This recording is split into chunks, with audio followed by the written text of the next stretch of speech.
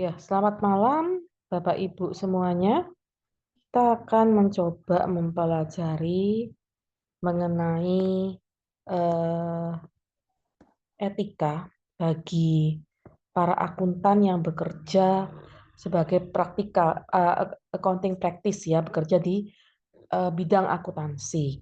Jadi saya akan mencoba mengkaji gitu ya. Kenapa sih pentingnya? Yang pertama, kenapa sih kita penting belajar etika ya? Kadang-kadang manusia itu tidak cukup gitu ya terkait dengan eh, pemahaman etikanya. Padahal kita berhadapan dengan dunia yang isunya kompleks gitu ya. Masalah-masalahnya kompleks. Jadi kita perlu ya belajar karena apa? Paling tidak memegang prinsip ya. Prinsip yang dijadikan rujukan kalau kita menghadapi berbagai kasus yang mungkin spesifik ya, khas dan sangat kondisional. Iya, Pak, pagi satu, sore satu. Yang kedua adalah eh, studi etika itu dapat membantu mengembangkan penalaran etis. Etika itu adalah bagian dari filsafat. Nah, tentunya filsafat adalah ibu dari semua ilmu. Ya, berarti apa yang terjadi? Kalau kita belajar filsafat, ya kita belajar mengenai bagaimana berpikir, gitu ya. Nah, kita awali dulu dari berpikir supaya apa? Kita bisa bertindak dengan baik. Ya.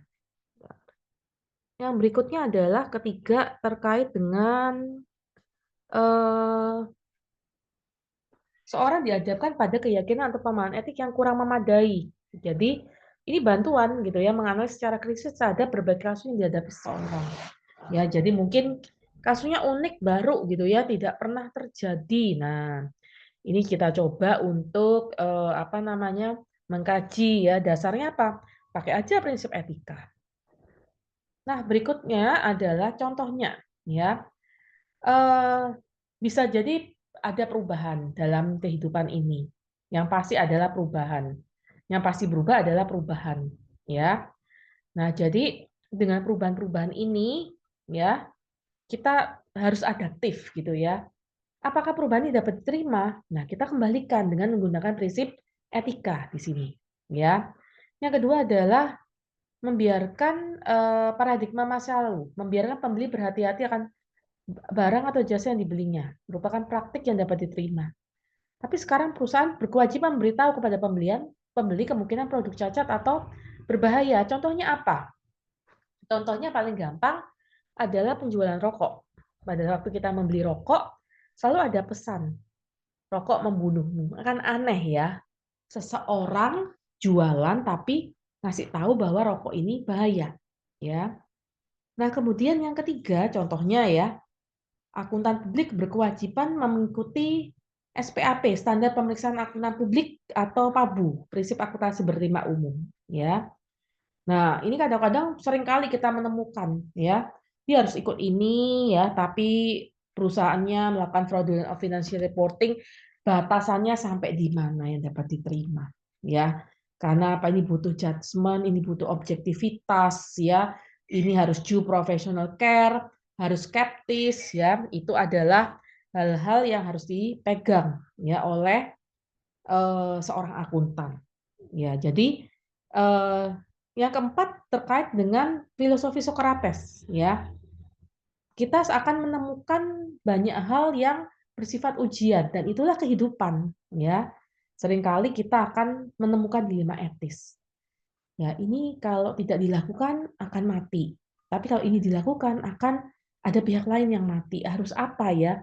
Nah, ini berarti butuh siapa sih, kepada siapa sih kita bertanggung jawab? Ya, siapa yang menitipkan tanggung jawab kepada kita? Kepentingan terbanyaknya siapa? Itu yang harus kita kaji. Nah, ini sering kita temukan yang kita sebut dengan dilema etis. Ya. Yang terakhir adalah mempelajari etika adalah mengidentifikasi prinsip-prinsip etika dasar yang dapat ditetapkan untuk bertindak.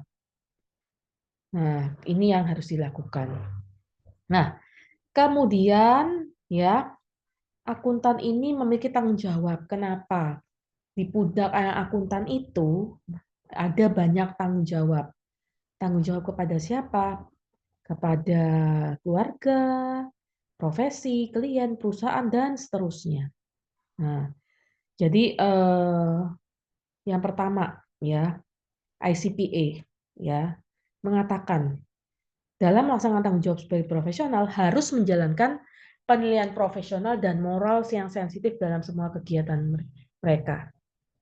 Yang kedua adalah menerima tanggung jawab untuk bertindak dengan cara yang akan melayani kepentingan publik, menghormati kepercayaan publik, dan menunjukkan komitmen terhadap profesionalisme. Ya, dan yang ketiga untuk memperluas dan mempertahankan kepercayaan publik. Jadi jangan sampai ya akuntan ini kemudian mendapatkan cap label, wah percuma dia pakai akuntan ngapain gitu ya.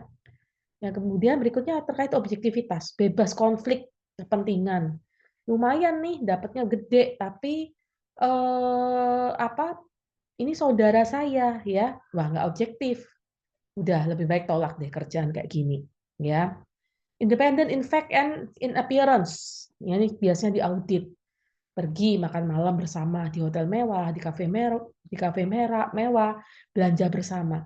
Belanjanya bayar pakai uang sendiri-sendiri, makannya pakai uang sendiri-sendiri. Tapi orang melihat bahwa ini kok dekat sekali ya auditi dengan auditornya. Nah, ini ada masalah independent in appearance.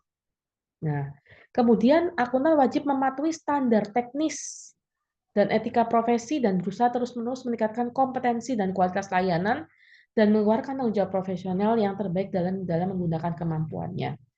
Ya ini mau tidak mau ya perkembangan harus melakukan update ke ilmu pengetahuan ya. Karena apa?